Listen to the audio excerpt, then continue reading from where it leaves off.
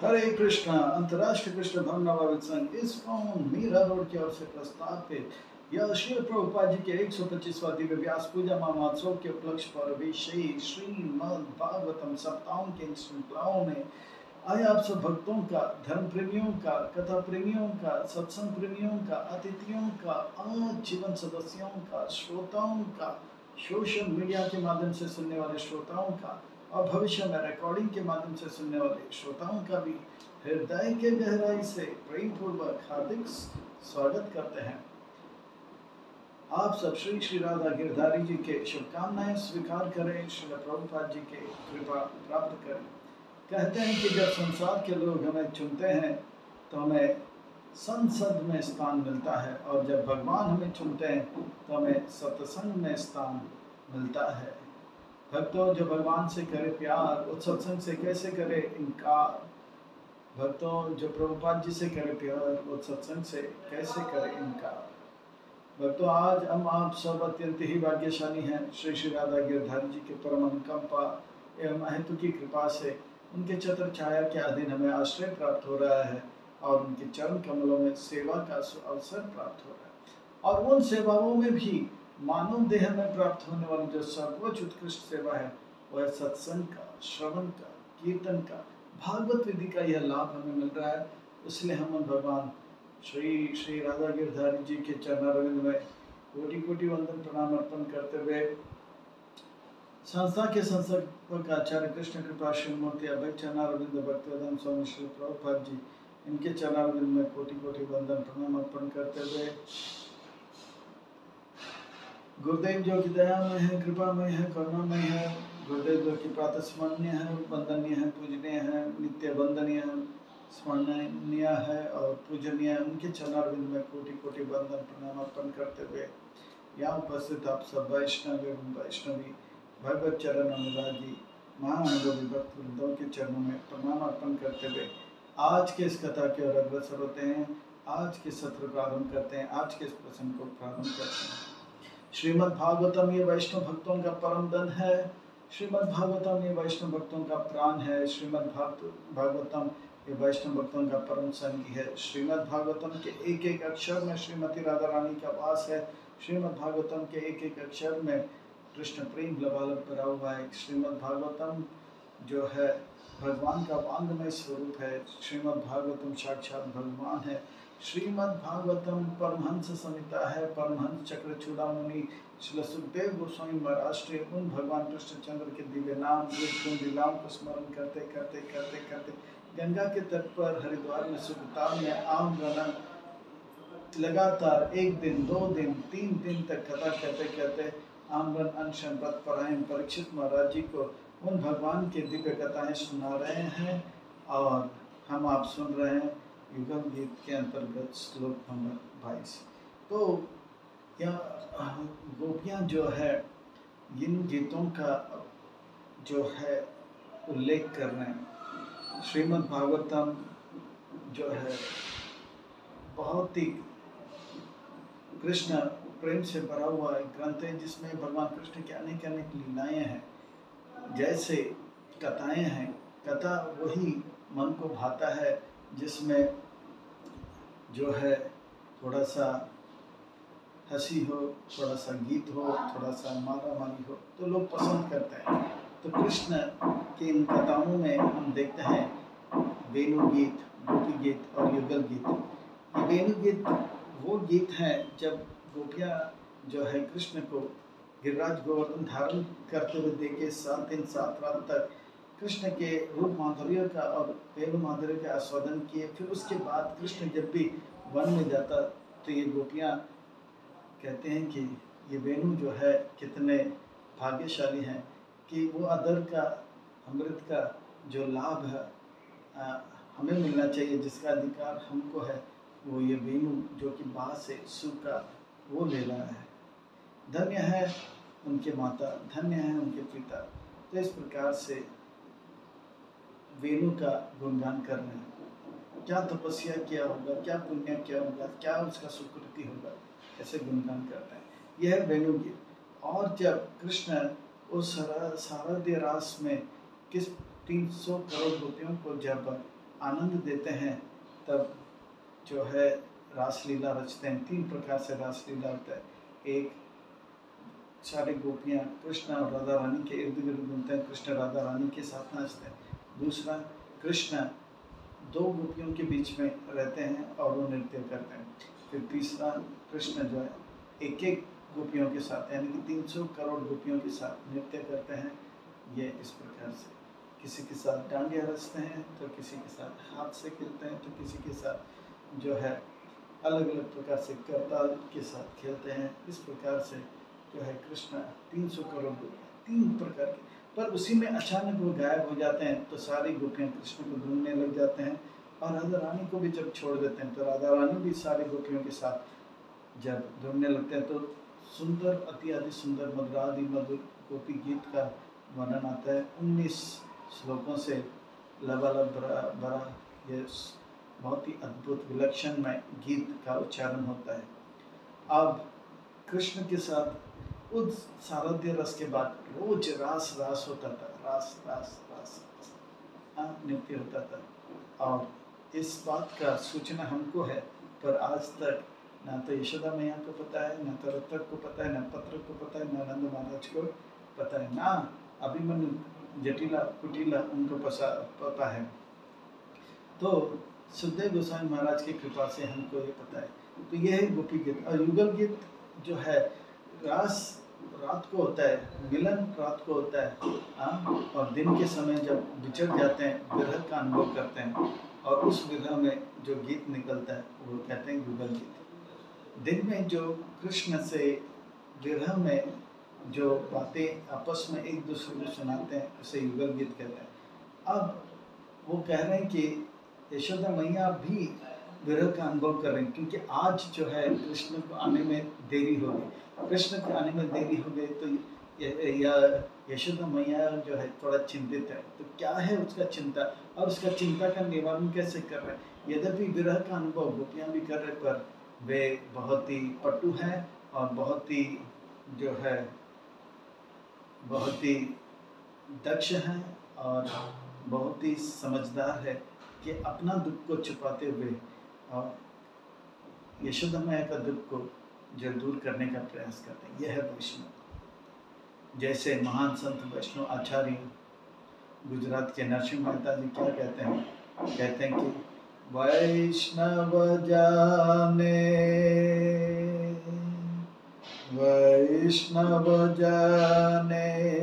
एने कहियो पीर पराए जाने ना।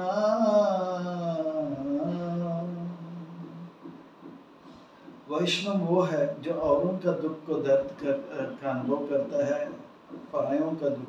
हम अपने दुख को अनुभव करते हैं, हाँ मेरे हाथ में फोड़ी है, वो दर्द कर रहा है, चोट लगा है, दर्द कर रहा है, पर औरों का तो हमें कुछ पता नहीं है ना।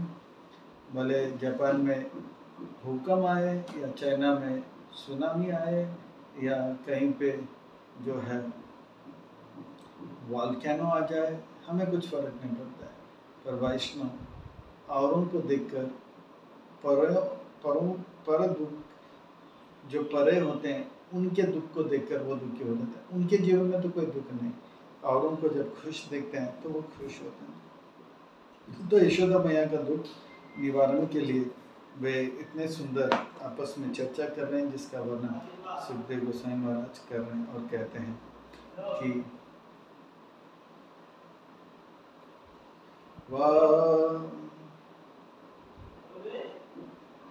वात्सलो व्रज गावां यद अगाधरो वंदीमाना चारणपति वृदे कृष्ण गोदनम ओभ्यादिन अन्ते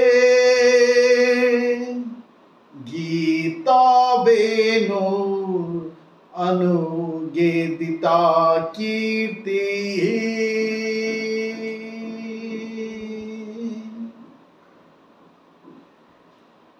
अब आगे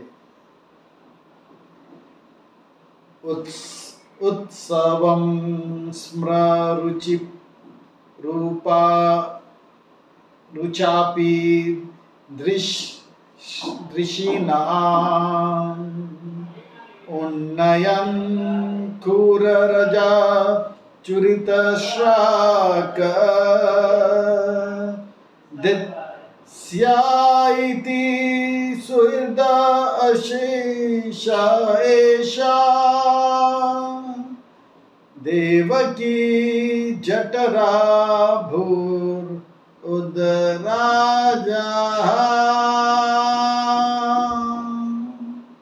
बहुत सुंदर बात कहते हैं कि गोपियां जो है यशोदा मैया के कहने से बोलती है कि कृष्ण को आने में देरी हो रही है,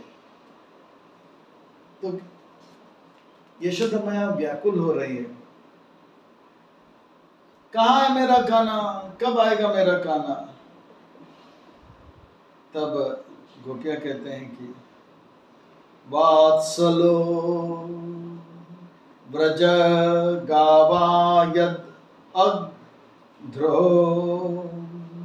इन व्रज के जितने भी गाय हैं उनके प्रति जो है स्नेह प्रेम वात्सल्य दिखाते हुए कृष्ण ने 7 दिन 7 रात तक अपने बाएं हाथ के छोटे उंगली में अग्ध्रो वो जो है पर्वत को धारण किए थे। बड़ा सुंदर बात बता रहे, कहते हैं कि वो अग यानी कि पर्वत धारण करने लगे, वो गोवर्धन धारी हो गए, गिरिधारी हो गए। किस लिए? क्योंकि इंद्र जो है ऐसा वज्र आंधी तूफान संवत्सर नाम का जो है बादल को भेजा था, जिससे प्रलय के समय में भेजा जाता, जब पूरा पृथ्वी जो है ब्रह्मांड जो है पानी से भरा जाता है।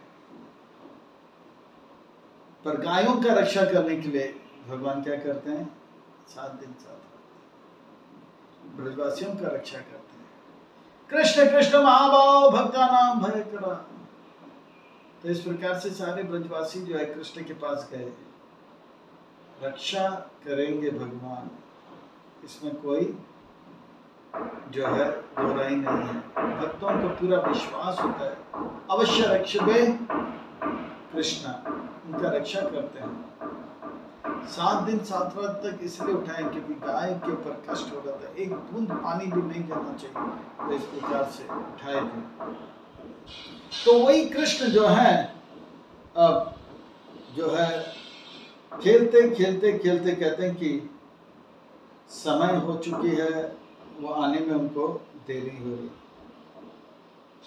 क्योंकि वो गायों का देखभाल करने में लगे हैं। कहते हैं कि ब्रजवासी जो है, संसार में जो लोग होते हैं उनके गुरु जो हैं, समाज के लोगों के लिए गुरु जो हैं ब्राह्मण है, ब्राह्मणों के गुरु जो है सन्यासी है, सन्यासी के जो गुरु हैं वो ब्रजवासी हैं, ब्रजवासियों के जो गुरु हैं वो कृष्ण हैं, और कृष्ण के जो गुरु हैं वो गाय हैं। तो गायों का ध्यान कर रहे थे। इस प्रकार से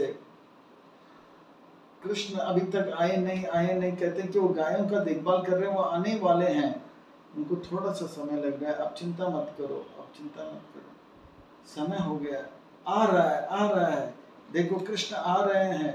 वंदयामान चरणपति वृद्धे, इस प्रकार से कृष्ण जो है वो गोपियों का पूजा कर रहे हैं, उनके चरण कमल जो है उनको आने में देरी हो रही है, क्योंकि गायों को लेके जब आ रहे हैं ना, तो उनके चरण कमलों का पूजा जो है देवता लोग करें। वंदयामाना, पूजन अर्चन किया जा रहा है, किसके द्वारा? किसका चरण?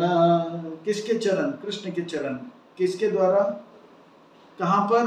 तो जिस मार्ग में कृष्ण आ रहे हैं उस मार्ग में जो है सारे देवी देवता वृद्धे, संसार के सबसे श्रेष्ठ ब्रह्मा, शिव, हाँ, दुर्गा देवी सब खड़े हैं और उनका आरती उतार रहे हैं, इसलिए कृष्ण को आने में देरी हो रही है। क्यों कर रहे हैं? तो कहते हैं कि उन्होंने इतना सुंदर जो है वेणुवाद किया है कि उस वेणुवाद के ऐसा प्रभाव हुआ कि ये सब जो है उनका आरती पूजा में लगे हैं। तो इस प्रकार से कि फिर यशोदा मैया कहती है ठीक है कृष्ण को आने में देरी क्यों हो रही है, जाओ जाओ जाओ जाओ, और कितना देर होगा, अगर बहुत देर होगा तो मैं अपने आप को मार डालूंगी, मुझसे सहन नहीं होता है। तो गोपियां कहते कि ठीक है आप चिंता मत करो, हम ढूंढते हैं क्या कारण है कृष्ण को आने में देरी हो रही है। तो कहते हैं कि कृष्ण जो है अपने बछड़े और बैल का जो है स्मरण करते हुए उनके पाँव को बांधने वाला जो रस्सी है, पीला नीला लाल हरा, उसको लेकर अपने सर पे कभी बांधते हैं तो कभी अपने कंधे में ऐसे रखते हैं, और वही कृष्ण जो है फूलों का माला अपने सर में डालें, कान में डालें और गर्दन के इस तरह, और बहुत सुंदर लग रहे हैं। अब कृष्ण जो है वापस आने का तैयारी कर रहे हैं, शाम हो गई पर ये गाय और बैल आ नहीं रही है। तो कृष्ण भी कृष्ण के विरह में गाय बैल भी जो है अब गाय के इंतजार में कह रहे हैं कि वो बैल और बछड़े वो भी जो है तड़प रही है। तो कृष्ण भी जल्दी आना चाहता है, जल्दी आना चाहते, पर रास्ते में बहुत सारे गंधर्व है, बहुत सारे देवता हैं जो उनका आरती उतार रहे हैं, पर फिर भी उनके आरती पूजा को नकारते हुए कृष्ण जल्दी कृष्ण गीत गाते आ रहे हैं, और गंधर्वों का जो गीत है वो बहुत ही फीका हो रहा है। कृष्ण बहुत ही मधुर बांसुरी बजा रहे हैं और गायों को आगे जल्दी इकट्ठा कर रहे हैं। कृष्ण जैसे बांसुरी बजाते हैं, लाल रंग की गाय, सफेद रंग की गाय, काले रंग की गाय, पीले रंग की गाय सब इकट्ठा हो जाते हैं और अब आगे जा रहे हैं। फिर यशोदा मैया कहती है जाओ, अभी तक तो आना चाहिए था, क्यों नहीं आया? तो गोपियां कहती है कि अरे इसलिए क्योंकि पहले तो गंधर्व थे और देवी देवता थे, उनका आरती पूजा कर रहे थे, उनका आरती पूजा को नकार दिया। अब साक्षात ब्रह्मा जी आ गए, वृद्ध शिव जी आ गए, इंद्र आ गए, अब उनको आदर दे रहे हैं, रास्ते में खड़े हैं। और ये क्यों आए? तो बोलते कृष्ण ने इस प्रकार से वेणु का वाद किया, ब्रह्मा जी का 4 सर चकरा गया, शिव जी का 5 सर चकरा गया, कार्तिकेय का 6 सर चकरा गया, और शेष विष्णु का जो है 1000 सर चकरा गया। वो लोग बोले ये कौन है इतना अद्भुत विलक्षण में अलौकिक जो है बांसुरी वेणु मुरली का वंशी का वादन कर रहा है? तो बोला ये तो हमारे ग्रंथ में, हमारे अनुभव में अभी तक हुआ नहीं है। और कृष्ण जो है उन सब देवी देवताओं को देखकर मुस्कुरा रहे हैं और धीरे धीरे वो भी आ रहे हैं, इसलिए थोड़ा सा देरी हो रही है। यशोदा मैया से पहले ही कह चुकी है गोपियां, देखो आपके बेटे को कोई खतरा नहीं। खतरा किसको हो सकता है? जिसके माता पिता जो है पापी होते हैं, पर आप तो इतने पुण्यवान हो, आपके जीवन में कोई पाप नहीं, आपने इतना दान किया, इतना पुण्य किया, ब्राह्मणों का आपने इतना सेवा किया, इसलिए आपके बेटे को कोई खतरा नहीं। अभी तो देवी देवता खतरों से बचने के लिए पूजा पाठ कर रहे हैं, किसके? कृष्ण के। अब इस परिस्थिति में कृष्ण क्या कर सकते हैं बताइए? सारे देवी देवता उनके आने के मार्ग में दंडवत प्रणाम करके लिए, इसीलिए तो उनको आने में देरी हो रही है। तो इस प्रकार से आप क्यों नहीं देखते हो कि आपके बेटे का क्या सौभाग्य है, आपके बेटे का क्या सौभाग्य है जो साक्षात ब्रह्मा जी, शिव जी इत्यादि के द्वारा भी पूजित है। यशोदा मैया अब रोने लग जाती है। अरे गोपियां, हे ब्रज की गोपियां, जाओ जाओ जाओ, अब आप जो है ये ब्रज का जो है सबसे ऊंचा जो चबूतर है, स्थान है, वहां पे खड़े हो जाओ और देखो कितना दूर है कृष्ण और उनको आने में कितनी देरी होगी। यशोदा मैया जो है सबसे सबको आज्ञा देते हैं, जाओ जाओ जाओ। तो सारे गोपियां जो है सबसे ऊंचे जो चबूतर है उसके ऊपर चढ़ते हैं और दूर से देखते हैं कृष्ण अब उनके नजर में आ जाते हैं और कहते हैं कि देखो कृष्ण आ रहे हैं, कृष्ण आ रहे हैं। कृष्ण अपने जितने भी कृष्ण जो है आ रहे हैं और उनके जितने भी जो है अनुयायी हैं, जो भी उनके शुभचिंतक हैं, उनकी इच्छाएं पूरा कर रहे हैं, अर्थात गोपियों को यशोदा मैया के जो है इच्छा पूरा कर रहे हैं। और साथ ही साथ कृष्ण सुंदर वेणु का वाद कर रहे हैं और उनके वेणु के बाद से सारे गायियां फिर से इकट्ठा हो गए और गायियां जो है थके हुए हैं इसलिए धीरे धीरे आ रहे हैं और देवता भी उनका पूजा कर रहे हैं इसलिए भी समय लग रहा है। और ये गाय और बछड़े थके तो हैं पर कृष्ण के रूप माधुर्य का और वेणु माधुर्य का दर्शन करके फिर से उनके जान में जान आ गया। अब बछड़े और गाय आगे आगे चल रही है और कृष्ण जो है कृष्ण के सुंदर शरीर का दर्शन हो रहा है। अब गोपियां कह रही कि कृष्ण का सुंदर शरीर का दर्शन तो हो रहा है जो कि श्याम रंग का है, पर उनका जो वनमाला है वो गाय के धूल से भरा हुआ है। ये कृष्ण का जो दर्शन है वो नेत्रों के उत्सव है, नेत्र उत्सव है। हाँ, ये नेत्र के लिए एक जो है उत्सव है। अब जो है यशोदा मैया जो है गोपियों के इन बातों को समझ नहीं रही है और कह रही कि कृष्ण जो है अब नजदीक आ रहे हैं। उनको भी पता लग गया कि गोपियां जो है चबूतर में खड़े हैं और यशोदा मैया के समझ के बाहर है कि कृष्ण उनको तिरछी नजरों से, आंखों से जो है इशारे भी कर रहे हैं और प्रेम का इशारा कर रहे हैं।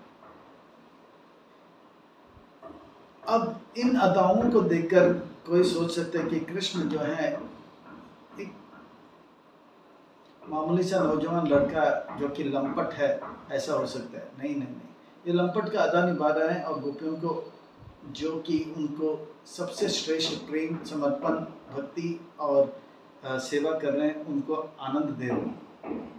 वो वही कृष्ण है जो परमेश्वर है, वो वही कृष्ण है जो परम नियंता है और वही कृष्ण है जो परम भोक्ता है। तो इस प्रकार से जो है कृष्ण जो है वही है।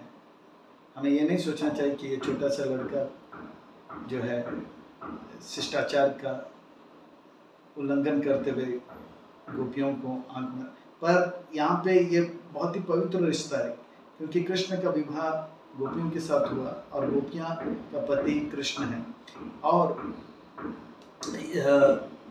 कृष्ण को छोड़कर ये गोपियाँ किसी और पुरुष के ऊपर नजर डाले नहीं, उनके पिता के और भी नहीं। तो ऐसे पवित्र संबंध है। तो इस प्रकार से कृष्ण के शरीर में अभी धूल क्यों नहीं है? तो कहते हैं कि कृष्ण के शरीर में इसलिए धूल नहीं है क्योंकि उनके जो गोप मित्र थे तुरंत कृष्ण के शरीर में धूल जो है उसे चद्दर से निकाल देते। अच्छा, कृष्ण के शरीर में जो धूल है वो तो निकाल दिया, पर कृष्ण के वो वनमाला में धूल है वो क्यों नहीं निकालते हैं? तो कहते हैं कि कृष्ण की वनमाला में जो धूल है इसलिए निकालते नहीं है क्योंकि उसे लगने से वो वनमाला जो है उसके जो पत्ते हैं, उसके जो फूल है वो गिर के तितर बितर हो जाएंगे, बिखर जाएंगे। वो ऐसी बात है।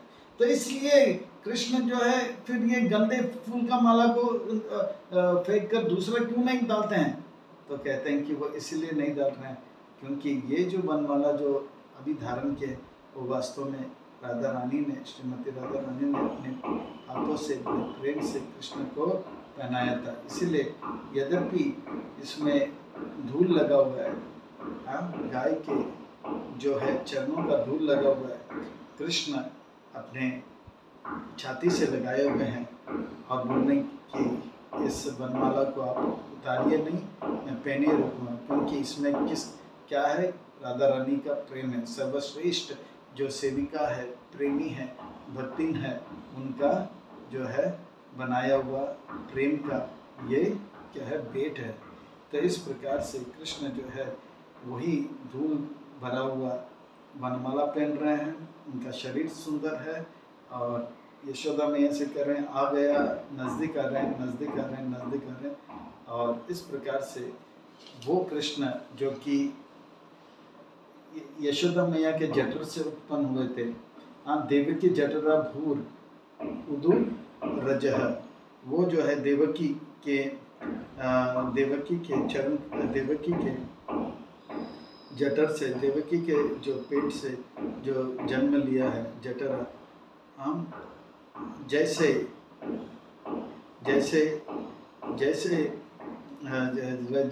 देवकी के जठर से उत्पन्न हुआ एक चंद्रमा जैसे कृष्ण जो है अब आ रहे हैं और क्या कर रहे हैं, सारे ब्रजवासियों को आनंद दिला रहे हैं। तो इस प्रकार से जो है यह जो है सुंदर, अद्भुत, विलक्षणमय जो है युगल गीत के अंतर्गत गोपियाँ जो हैं अपने विरह के अंतर्गत जो है दिन के समय कृष्ण का स्मरण करते हैं, कीर्तन करते हैं और एक दूसरे को कृष्ण के गुण, रूप, लीला, उनका वर्णन कर रहे हैं। कृष्ण के वेणु माधुर्य का वर्णन कर रहे हैं, रूप माधुर्य का वर्णन कर रहे हैं, प्रेम माधुर्य का वर्णन कर रहे हैं और कृष्ण का जो है रूप माधुर्य का वर्णन कर रहे हैं। रूप माधुर्य, वेणु माधुर्य, लीला माधुर्य और प्रेम माधुर्य का वर्णन कर रहे हैं। तो इस प्रकार से ये ब्रज में कृष्ण का ये सुंदर जो है युगल गीत गोपियाँ तब गा रहे हैं जबकि रात को वो मिल नहीं बने, पर वो विरह ऐसा है कि उनके लिए युगायतम निमिषेना चक्षुषा प्रदशायितम शून्यायतम जगत सर्वम गोविंदे, वो तड़प रहे हैं फिर से कभी रात होगी और फिर से कब हम कृष्ण से मिलेंगे। और कृष्ण से विरह हो गया तो उनको लगा कि ऐसा लगा कि मानो कि बहुत समय हो गया, बहुत साल हो गया। और इस प्रकार से जो है आपस में उस विरह को दूर करने के लिए जो है एक दूसरे को कृष्ण के गुण, रूप, लीलाओं का वर्णन करते हुए जो है एक दूसरे को सांत्वना दे रही है। पर उनको जब पता लगा कि यशोदा मैया उनसे भी ज़्यादा पीड़ित है, उनसे भी ज़्यादा दुख का अनुभव कर रही है, तो यशोदा मैया का दुख दूर करने के लिए वो लोग चले। यशोदा मैया ने कहा कि कृष्ण को आने में देरी क्यों हो रही है, तो बोला अरे कृष्ण तो कृष्ण है, अपने ही समय से आ रहे हैं। पर बोला कि आपका बेटा इतना भाग्यशाली है, वो आ तो रहे हैं पर गंधर्व और देवी देवता उनका पूजा आरती कर रहे हैं। पर गंधर्व और देवी देवता के पूजा को नकार के जब आगे गया तो ब्रह्मा जी आ गए, वो लोग आ गए, तो देखो आपका बेटा कितना महान है। तो बोला महान तो ठीक है, पर कब आएगा, अगर ज़्यादा देर नहीं आएगा तो मैं जी नहीं पाऊंगी, जाओ जाओ जाओ, हाँ चबूतरे में जाकर देखो। तो अभी तो यशोदा मैया का भी परमिशन मिल गया, तो गोपियाँ बहुत खुश होकर, और जब देखते कि कृष्ण आ रहे हैं तो कहते हैं कि उनका वनमाला जो है खराब है, बाकी शरीर एकदम अच्छा है। क्यों शरीर अच्छा है, क्योंकि उसे जो है उनके गोप मित्रों ने क्या किया है, चादर से धूल को निकाल दिया। वैसे कृष्ण जो हैं श्याम रंग के हैं, तो कुछ लोग पूछते हैं कृष्ण जो है गोरे क्यों हैं आपके मंदिर में। हाँ, इसका जवाब यह है कि कृष्ण जो है जब आते हैं गोचारण करके, गायों का जो ब्रज का जो धूल है वो कृष्ण के शरीर में लग जाता है, इसलिए काले कृष्ण गोरे लग जाते हैं। और कभी कभी उनके वो अपने दोस्त मित्रों से कहते हैं धूल को हटाओ मत, इसलिए काले कृष्ण क्या लगते हैं, गोरे लगते हैं। दूसरा भाव यह है कि कृष्ण जब गोपियों के साथ आता है तो बहुत ही आनंदित हो जाते हैं, और कहते हैं ना कभी कभी हमारा भाव बदल जाता है तो शरीर का रंग भी बदल जाता है। जैसे एक व्यक्ति बहुत शांत है पर उसको क्रोध आ जाता है तो उनके आंखें क्रोधित लाल हो जाते हैं, मुंह भी लाल हो जाता है ना। तो इसी प्रकार से कृष्ण जब प्रेम से भर जाते हैं तो उनका श्याम रंग जो है एकदम से गोरा रंग में भर जाता है। पर अब यशोदा मैया से गोपियां क्या कह रही है कि कृष्ण आ रहे हैं और वो शाम का शाम रंगीन वो दिखाई पड़ रहे थे क्योंकि चद्दर से, पर ये गंदा ये मैल लगा हुआ मनमाला को क्यों नहीं हटा रहे? तो कहते हैं कि ये राधा रानी का स्पेशल गिफ्ट कृष्ण के लिए। तो इस प्रकार से कृष्ण जो है आदान प्रदान करते हैं प्रेम का, और गोपियों को तिरछे नज़र से देखते हैं और हालात करते हैं, आनंद देते हैं। तो ये जो है कृष्ण का ब्रज में लीला, और इसी को जो है सुखदेव गोस्वामी महाराज सुना रहे हैं और इसका आनंद हम लोग ले रहे हैं। इन्हीं शब्दों के साथ वाणी को विराम, इसे स्मरण करते करते रहें। और साथ यह है कि गोपियों के अंदर खासियत क्या है? गोपियों के अंदर खासियत यह है वो कृष्ण के लिए तड़प रहे। यही तड़प भक्ति के लिए जो है, प्रगति के लिए, भक्ति में प्रगति करने के लिए जो सबसे बड़ा रहस्य है। तो ये तड़प को बढ़ाने के लिए भक्तों के संग में रहिए, प्रभुपाद जी के ग्रंथ पढ़िए, प्रभुपाद जी की सेवा कीजिए और अपने जीवन को सफल किए। इन्हीं शब्दों के साथ वाणी को विराम। जय जय श्री राधे, जय जय श्री राधे, जय जय श्री राधे श्याम। सबको मिले श्री वृंदावन। हरे कृष्ण। बहुत बहुत धन्यवाद एवं साधुवाद।